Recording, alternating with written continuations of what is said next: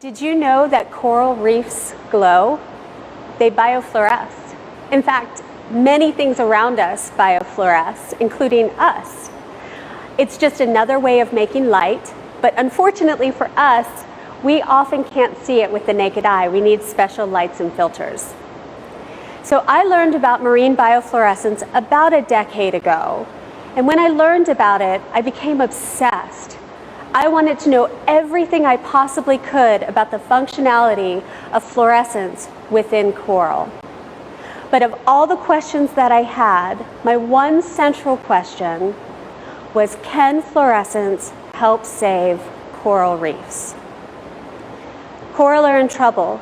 We've lost about 50% of our reefs globally.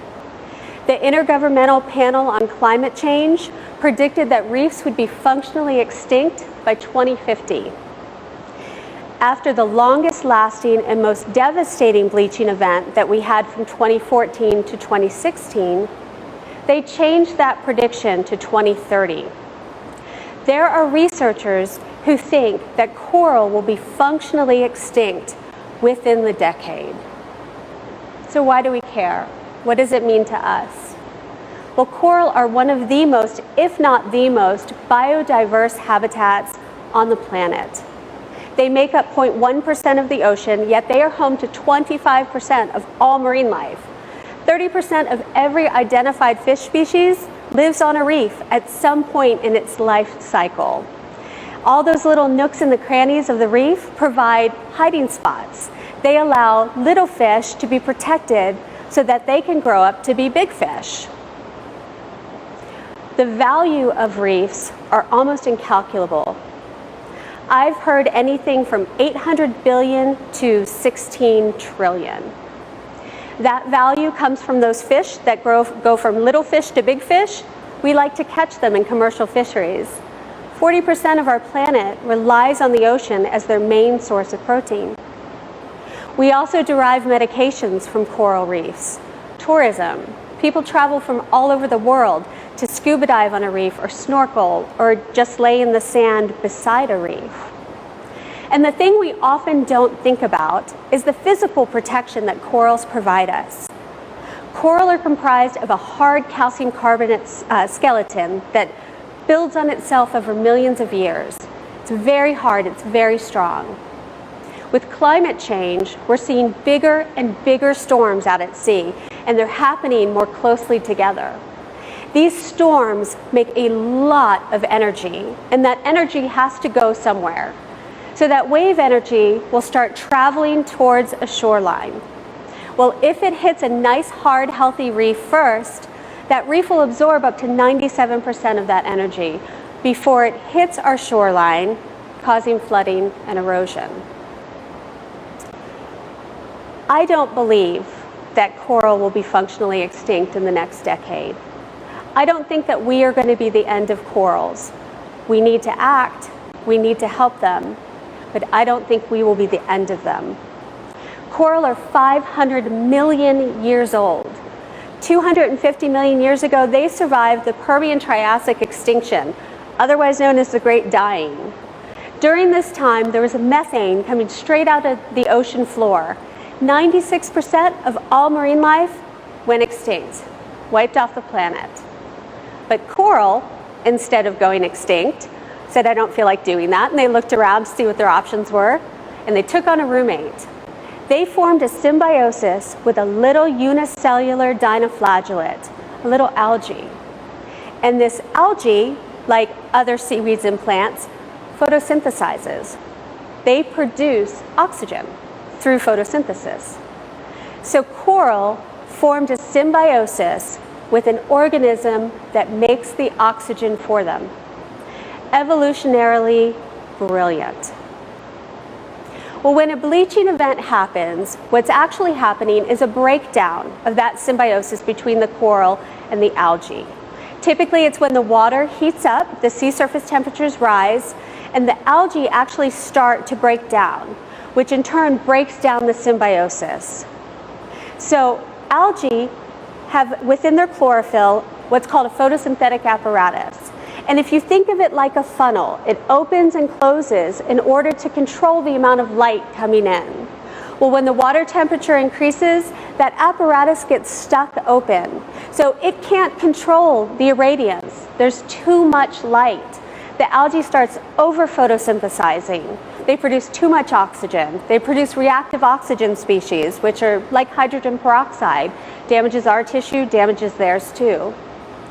So when this happens, they're hurting the coral. They're not benefiting the coral anymore.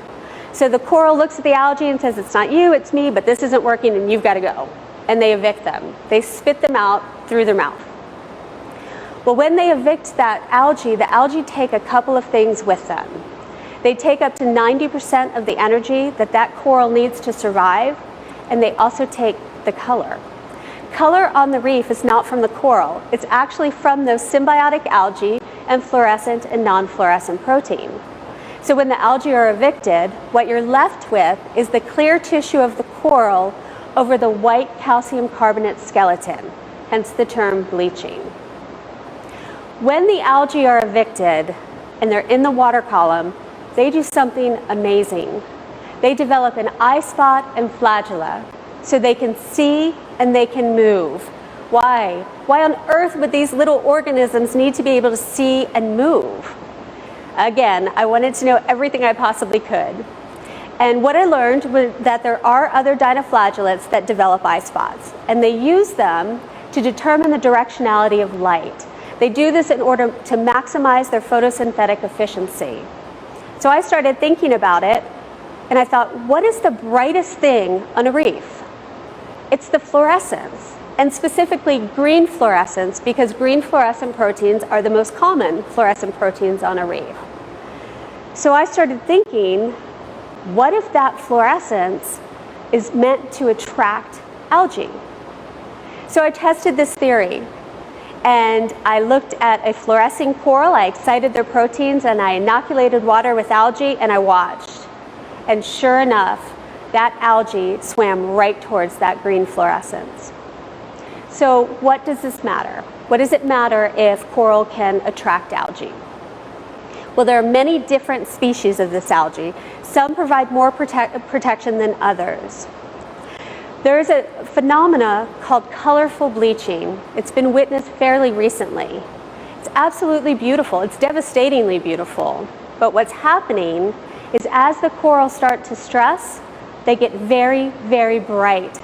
Those fluorescent proteins upregulate that emission so that they're fluorescing more. And the thought is that it's a last-ditch effort to protect themselves from over-irradiance. Fluorescent proteins provide photoprotection. They provide a natural sunscreen. So it probably is a last-ditch effort to protect themselves from the sun. But what if there's another function?